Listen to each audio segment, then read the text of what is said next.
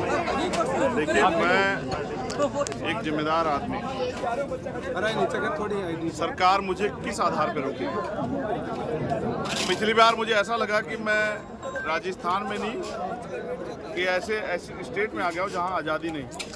बड़े बड़े टैंकर लगा के, गाड़ियाँ खड़ी करके, बलिया लगा के मुझे रोक दिया गया।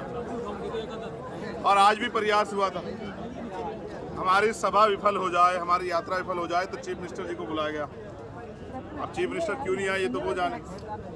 शायद चीफ मिनिस्टर जी को एहसास हो कि ऐसा ना हो उनकी सभा हमारी सभा से कमज़ोर पड़ जाए।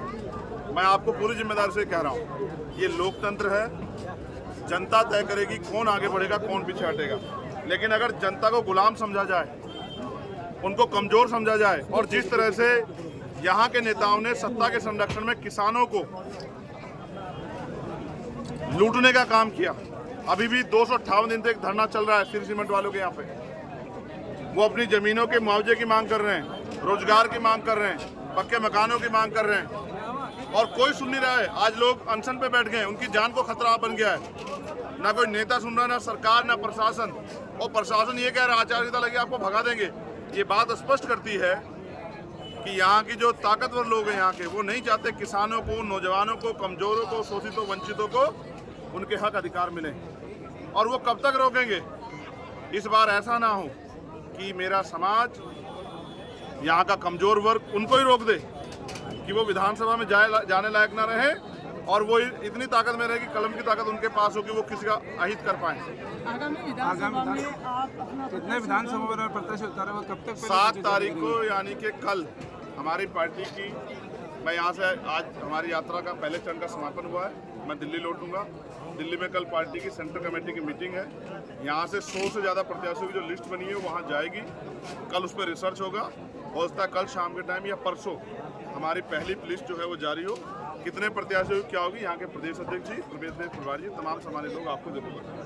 लगातार संविधान बचाओ यात्रा कितने दिनों से कहाँ तक? आज हमें 9वां दिन है। हमने 27 से 28 जिले कवर किए और हर जिले में बहुत प्यार मिला। रात को 1-1 बजे लोग 8-8 घंटे इंतजार करने के बाद लोग बड़े उत्साह में थे। और मैं ये मानता हूँ जो पिछले 6-7 साल से भीम आर्मी के ईमानदार कार्यकर्ताओं ने अपनी पूरी जी जान लगा के मेहनत की, ये इसी का परिणाम है कि आज हर घर तक भीम आर्मी आज़ाद समाज पार्टी चली गई। और मेरा मानना है कि इस बार जो परिणाम आएंगे वो बहुत बेहतर आएंगे। इस बार यहाँ कमज़ोरों की ताकत बनेगी और उस ताकत के दम पे कमज़ोरों के न्याय के लिए, उनके अधिकारों की रक्षा के लिए एक नया बिगुल जो है वो फूकने जा रहा है। समाज में शिक्षा के लिए, शिक्षा के उद्यान के लिए क्या कुछ करने का विचार है? किस चीज़ के लिए? शिक्षा के लिए। शिक्षा के लिए नहीं, हर वो हक जो संविधान देश के, प्रदेश के अंतिम व्यक्ति को देता है, प्रदेश में और देश के अंतिम व्यक्ति को, वो सब हमारे एजेंडे में है कि बेहतर शिक्षा कैसे मिले, बेहतर इलाज कैसे मिले, और तमाम तरह की जो बुनियादी सुविधाएं, रोटी कपड़ा मकान, किसी को दिक्कत ना हो। यहाँ कई एरिया में मैं होकर आया हूँ जहाँ आज भी खारे पानी से लोग पीड़ित हैं, बीमारी हो रही है। सरकार के पास कोई एजेंडा नहीं। ERCP का जो मामला है वो पेंडिंग में पड़ा हुआ है, दोनों सरकारों की आपसी मिली भगत की वजह से। बहुत सारे ऐसे इशू हैं। CHA के बच्चे जो हैं मुझे लगातार मिले, उन्होंने कोरोना काल में सेवा की, उनको नौकरी नहीं दी दोबारा। उसके बाद जो तृतीय श्रेणी के टीचर हैं वो ट्रांसफ़र के लिए परेशान रहे। इनकी राजनीति, आपसी राजनीति में वो आज तक ट्रांसफ़र की वजह से परेशान है। आशा आंगनबाड़ी कार्यकर्ता परेशान है। नौजवान बेरोजगारी के चरम पे देखते हुए परेशान घूम रहा है पढ़ लिख के। और भर्ती में घोटाले क्या हो रहे हैं आपने देखा।